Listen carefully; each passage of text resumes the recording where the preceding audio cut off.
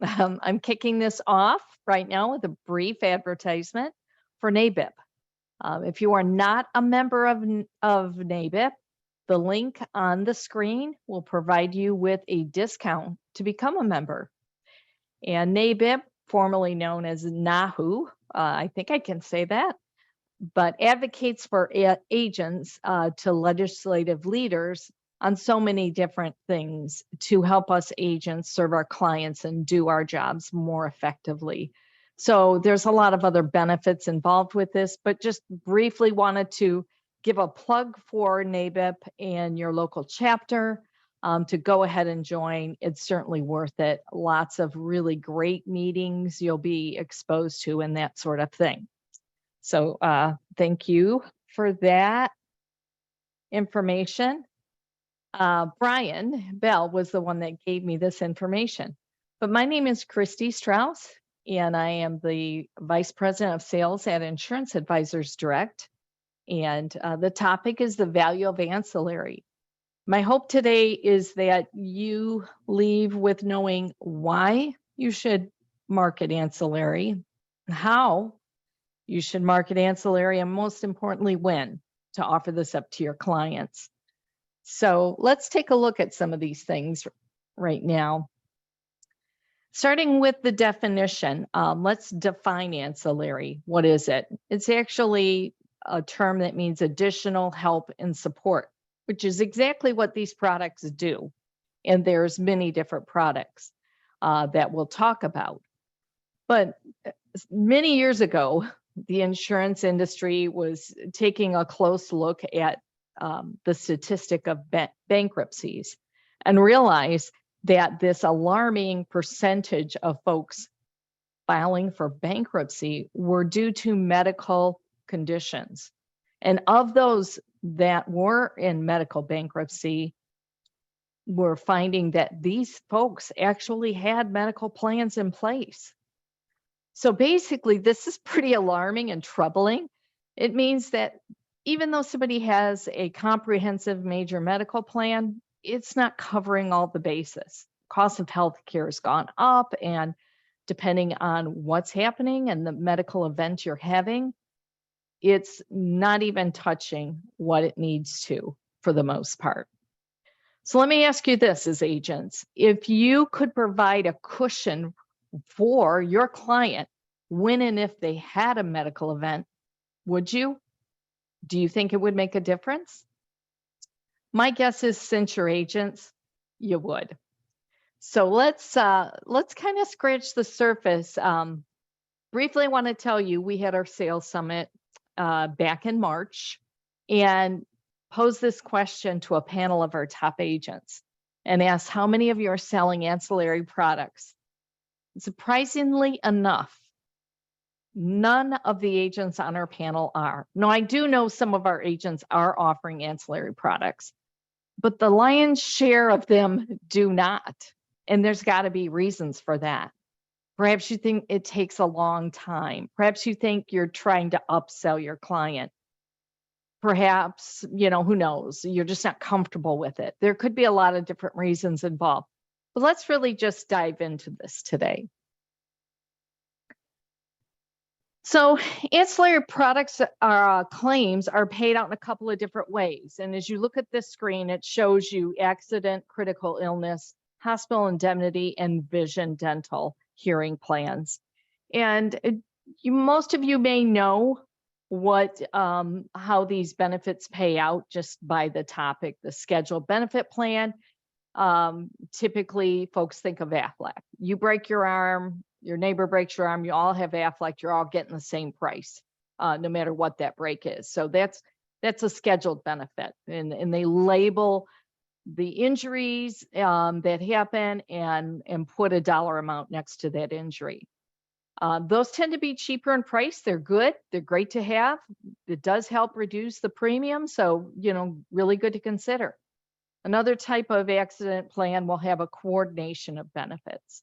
So it'll pay out, but it coordinates with your healthcare plan to give you that, make that whole, that whatever gap amount is whole. And then lastly is an indemnity plan or a lump sum payout, and that is directly paid to the policyholder.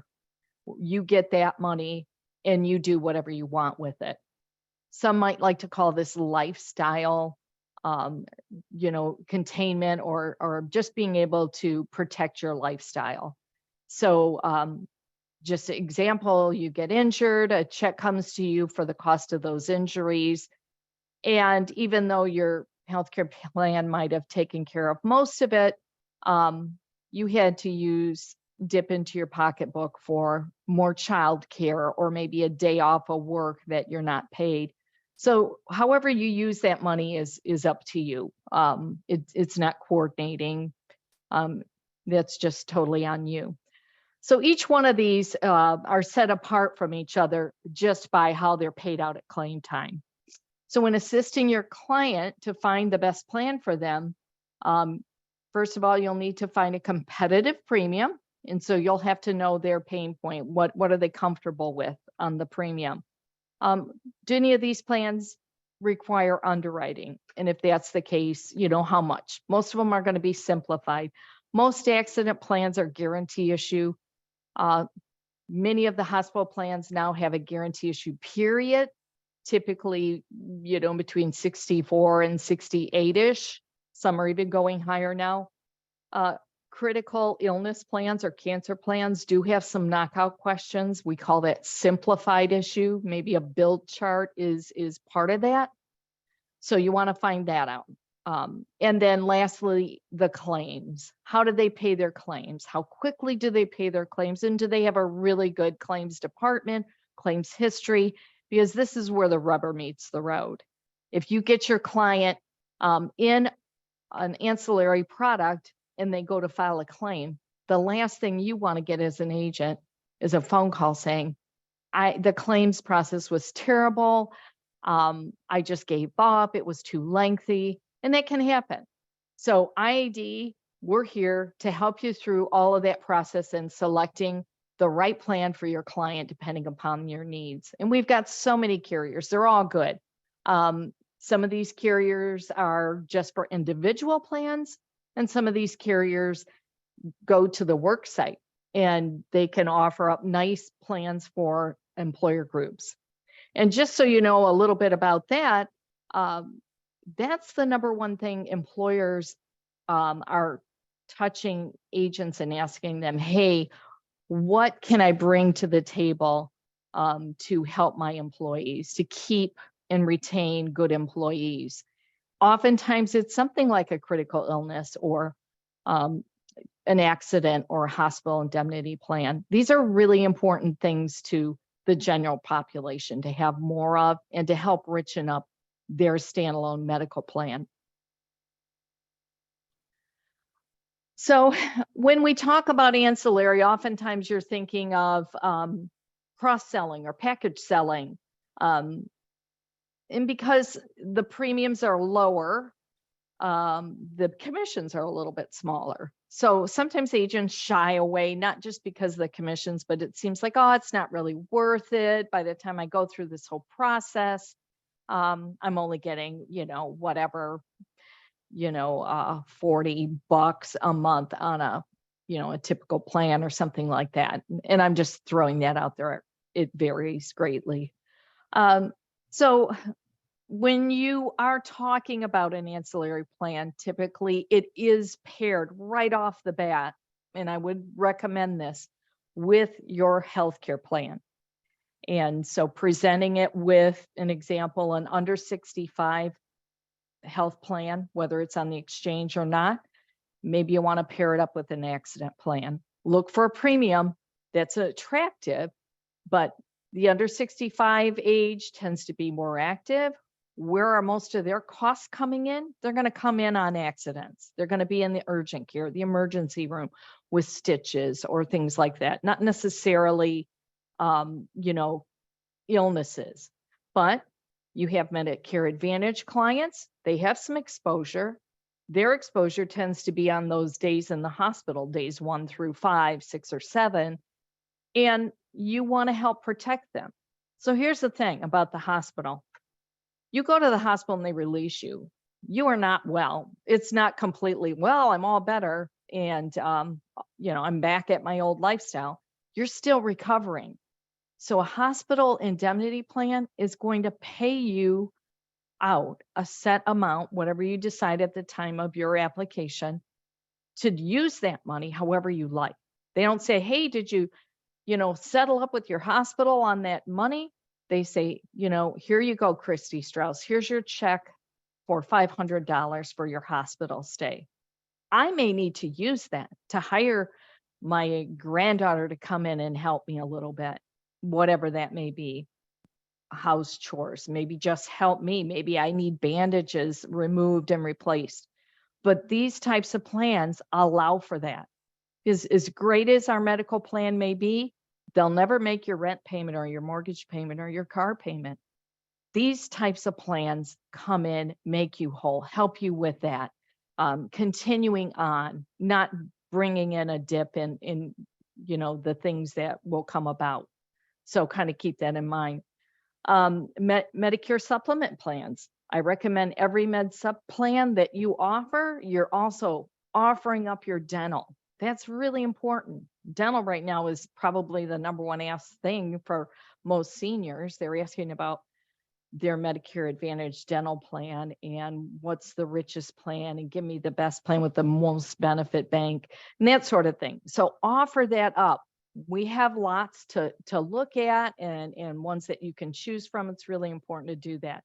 You can also add a standalone dental plan additionally to a Medicare Advantage client. Maybe they have some dental built in, but maybe not enough. Maybe they need dentures or implants or something along those lines. Let us help you find that extra benefit. Let your client know that you can help them, get that extra stuff. And then lastly, maybe that they have things like cancer in their family or heart attacks or strokes or something like that.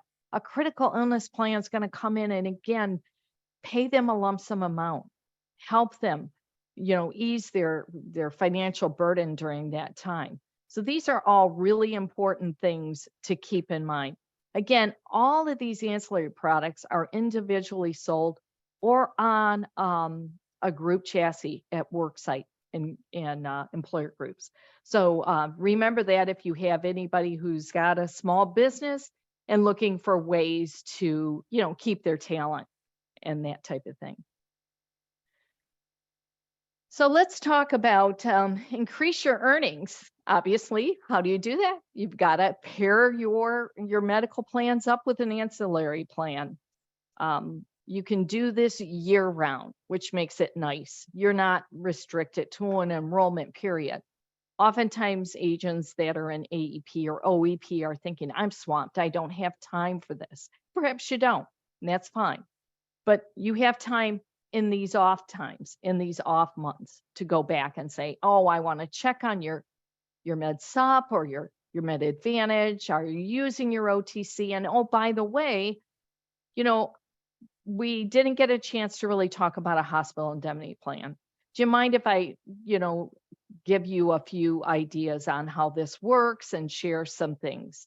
Most of the time, your clients are going to be thankful. They may not even ever heard of this. I know when I talk to people about accident plans, just random people, they say, I didn't even know a plan like that existed. So you think because we work in the industry that everybody knows what we do, but I'm telling you they don't. And so you as their agent, their friend, being a force in the community, make sure you're talking about these things and keeping people in the know. Don't assume that they know that these things are available to them and can help them. The thing about the time, you don't have to spend a lot of time because some of these carriers, after you've explained the plan, they'll give you either a personal URL that you can say, listen, I'm going to send you an email with a link in there. It'll take you right to the application. And oftentimes that's all a person needs to go ahead and apply. We do have some of our carrier partners that even have enrollers for your small groups. So let's just say you do get that small group opportunity and you think, well, I've got this small group, but I'm not a group person. I just don't know how to do this. Don't worry about it. We've got carriers that partner with us and just take care of that enrollment for you. You sell the plan, they take care of everything else. So just call us and we'll help you through that process as well. But this point that I want to make next is know the value of these plans by sharing a story. So now I'm going to bore you with a couple of different stories, and we'll start with the first. Now think of these plans if you're looking at sort of a spectrum from most significant exposure, being somebody without insurance, to somebody who's got a very rich plan. Just think of it as a spectrum. And we're going to start down at this person has no healthcare insurance. So what's the value of ancillary to somebody like that? And many of you that know me, I've shared this story, so bear with me. I'll tell it again. It's my favorite. But several years back, my daughter and her husband, her husband started his own business. It was sort of a handyman's business, and they got a couple of accounts. She works in the dental field. Typically, they don't offer benefits to their employees, so neither of them could afford insurance. Well, me being the mom said, please at least get an accident plan for you and the kids. So between the two of them, there's 4 kids. So they got an accident plan for their family of 4. Well, my son-in-law is up on a ladder cleaning gutters, falls backwards. The ladder somehow wasn't, put into place properly or whatever. And he fell backwards on cement and broke his back. Now, if there's such thing as a lucky back break, he got it. But he laid there in complete nervousness, knowing not only was he in pain, but I have no insurance and I don't know what's going to happen. He was able to get his phone and call my daughter and say, come pick me up and take me to the hospital, which they did. They worked on him. They expressed they had no insurance. They didn't know what to do, and they took care of him. No operations, but just helped him out. So he did recover, and he was fine. But this accident plan provided them, they had a benefit bank of $15,000, and they submitted all of their bills to this carrier. And this carrier literally paid the entire benefit bank that year, which kept their business going, kept their mortgage payments, their food, all of their bills going for a few months while he was healing. So he had these accounts, he had to subcontract them and then pay out others. This actually kept them whole. So an accident plan, what's the value? For them, it was everything. For me too, because I was going to probably be on the hook for all those other payments. But there is a big value. That's story number 1. So have a story when you're talking to your people. So again, low end of the spectrum, very exposed for financial issues. Now let's look at somebody who's got maybe a short-term care plan, or maybe just a catastrophic plan. Again, a lot of financial exposure because perhaps their deductibles $9,000, $10,000, $15,000. It's a lot. So what would, let's say, a critical illness plan do for somebody with a $10,000 deductible? They're diagnosed with cancer and they're thinking, man, I'm going to have to come up with $10,000. Well, if they have a critical illness plan for any of those specified diseases, it may start at $10,000. I think you can get them as low as $5,000. But that's going to pay you in a lump sum. That diagnosis comes in, you file the claim, that check goes to policyholder. Again, as I've mentioned, the carrier doesn't call you up and say, are you using that to pay your bill? That check is yours. You're going to use it any way you see fit. But, most of the time, agents are explaining like that's going to help you with that deductible. But it's probably going to help you with a lot more than that deductible. Truth be told, you're going to need it for other things. Missed work, um, you know, help with chores, maybe car payments, mortgage, rent, whatever it may be. So keep that in mind. That's that end of the spectrum. We're moving up. And then the next part, now imagine as you're moving up, is the gold plans, the Medicare plans. These have probably the richest of coverages available to most folks.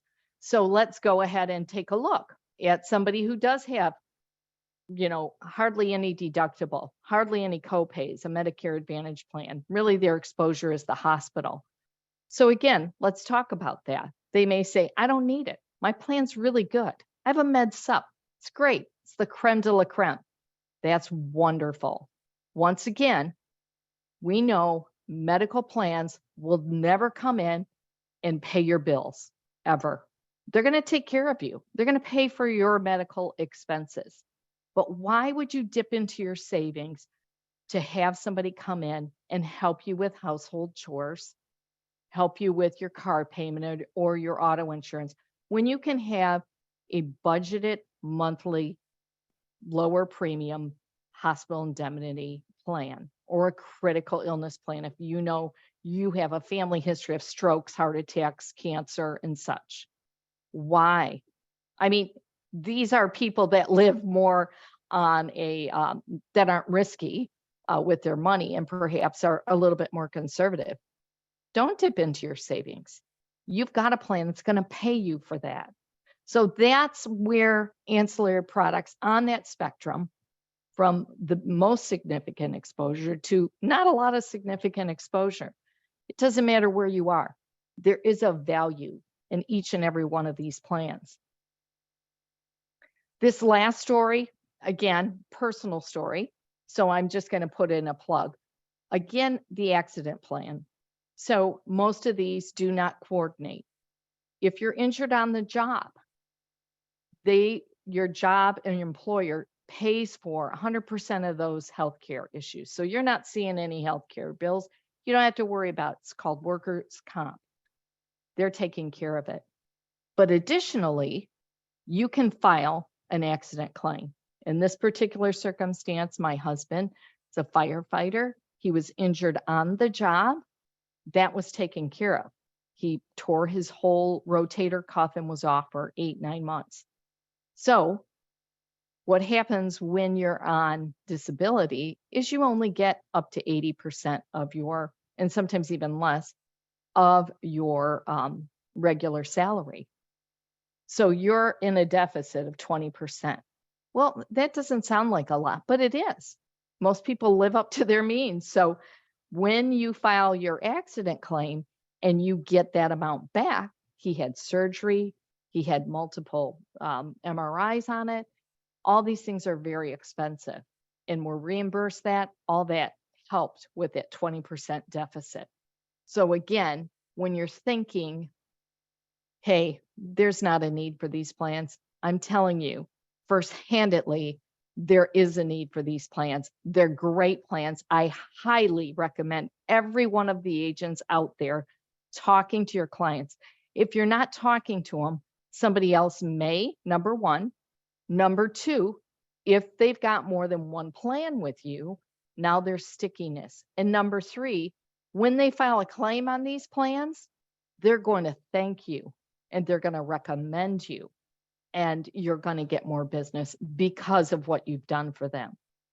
So keep these things in mind when you're thinking about your ancillary products and is it worth it? Why should I do it? When should I do it? Do it as you're presenting your med sup, your med advantage, or go back in the off season. Do it when you're talking to that small employer offering up these types of plans. These are great plans for that.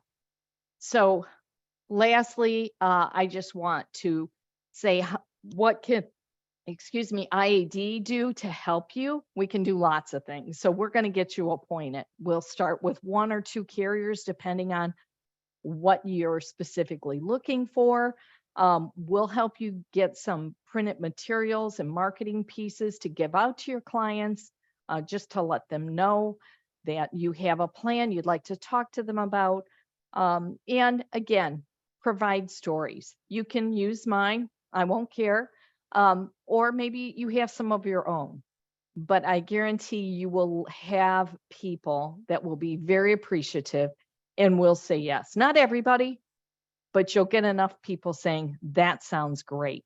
I want one of those. So I'm going to open it up right now for questions. And I may have missed this, but did you have carriers that offer short-term disability paycheck protection? We do. We do have carriers. And Bernard Jeter in our office, he's our life and annuity person. And I will send these slides to everyone, but I will send Bernard's name in and let you know how you can get in touch with him. But we definitely do. Do you have carriers that can have enrollers of large groups as well? Absolutely, we do. And as I mentioned, we have partnered with many carriers. Colonial Life, our newest partner, that's exactly what they do. So, and they can do other carriers as well. So just know we can work with you on that. That'd be exciting to hear more about that. And let's see, any other questions? I think I have everybody on Q&A. Let's see, one chat. Do you have Medicare eligibles by accident? And what is their maximum age? That's a great question. And I'll tell you something. So we typically push accident plans for the under 65 because they're active. However, the new age seniors, 65 is the new 55, and pickleball is something that is causing more injuries than ever. So it is definitely something that I would recommend to your active seniors. Although, what's the number one thing that puts seniors in the hospital? It's usually falls. They fell and they broke their hip. They fell and they broke their foot or their arm. So there's a need. Now, where does it stop? What's the maximum age? It really depends on the carrier, but it can go up to 75. So keep that in mind too, and offer it up when you think you've got a fall risk or somebody who's active, who's playing a lot of pickleball, especially. Let's see here.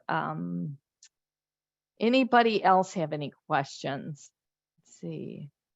I think that might be it, but I appreciate everybody's time. And here's what I'll do.